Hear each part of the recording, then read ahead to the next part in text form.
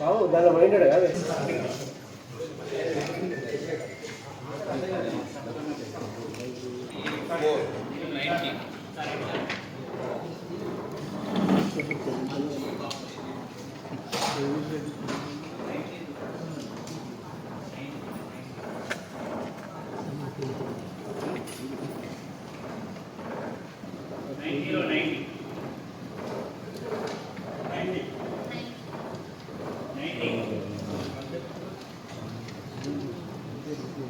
కర్రటంగా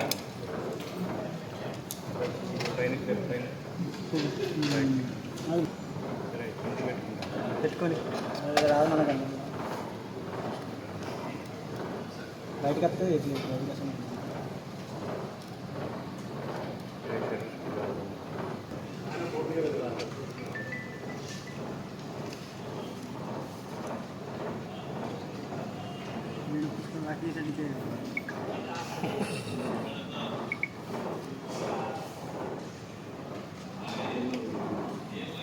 బయట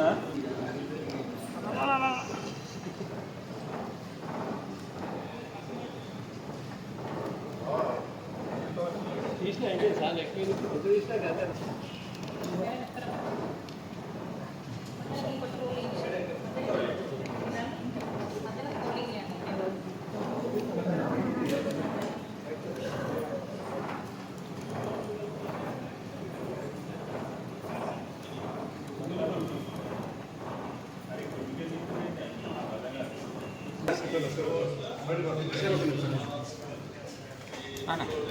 రాలే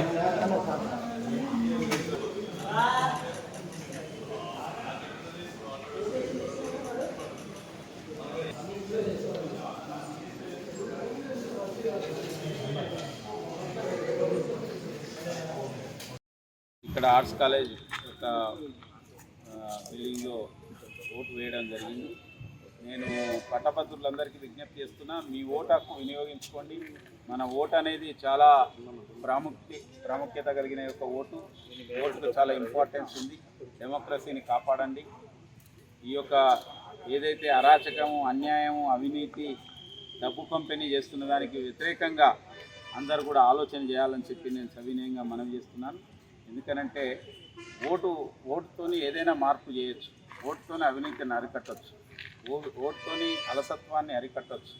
ఈరోజు కాంగ్రెస్ పార్టీ ఉన్న బీఆర్ఎస్ విచ్చలవిడిగా పోలింగ్ బూతుల దగ్గరనే పెద్ద ఎత్తున డబ్బు పంపిణీ చేస్తున్నప్పటికీ కూడా ఇవాళ పట్టభద్రులు చాలా కమిట్మెంట్తో ఉన్నారు.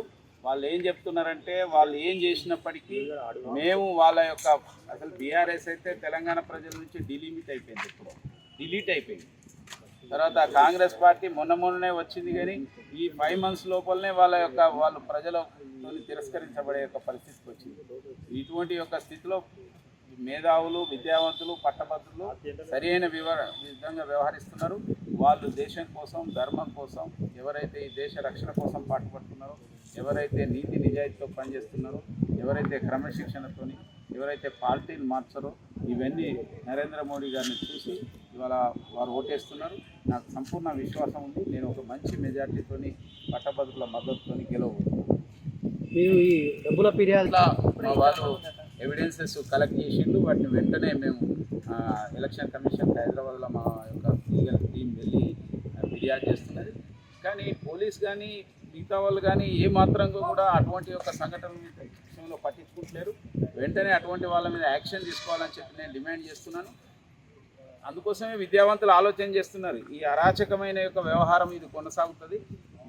వీళ్ళను ఓడిస్తే తప్పితే వీళ్ళకు సరైన యొక్క బుద్ధి రాదనే యొక్క ఆలోచన ఇవాళ పట్టభద్రులందరూ చేస్తారు. ఓన్లీ వరంగల్ పరిస్థితిలో అదే ఒక పరిస్థితి. వాళ్ళు కేవలం డబ్బునే నమ్ముకున్నారు. ఎందుకంటే వాళ్ళు విద్యావంతులను, మేధావులను, పట్టభద్రులను నమ్ముకోలేదు.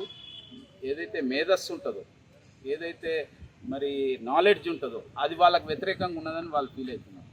ఎందుకంటే వాళ్ళు ఆ విధమైన యొక్క దానికి అగెనెస్ట్గా వాళ్ళ యొక్క కార్యక్రమాలు ఉన్నాయి కాబట్టి ఫీల్ అవుతున్నారు. అందుకోసం వాళ్ళు డబ్బుతోని ప్రలోభ పెట్టాలని చూస్తున్నారు. కానీ విద్యావంతులు గొప్పవాళ్ళు వాళ్ళు ఇప్పటికే నిర్ణయానికి వచ్చిండ్రు. వీటికి ఎక్కడ కూడా లొంగే యొక్క పరిస్థితి లేదు. వాళ్ళు నరేంద్ర మోడీ ప్రేమేందర్ రెడ్డి అనేది ఆలోచిస్తారు. అసలైన తొలి వెలుగు. ఫాలో వాట్సాప్ @తొలి వెలుగు official.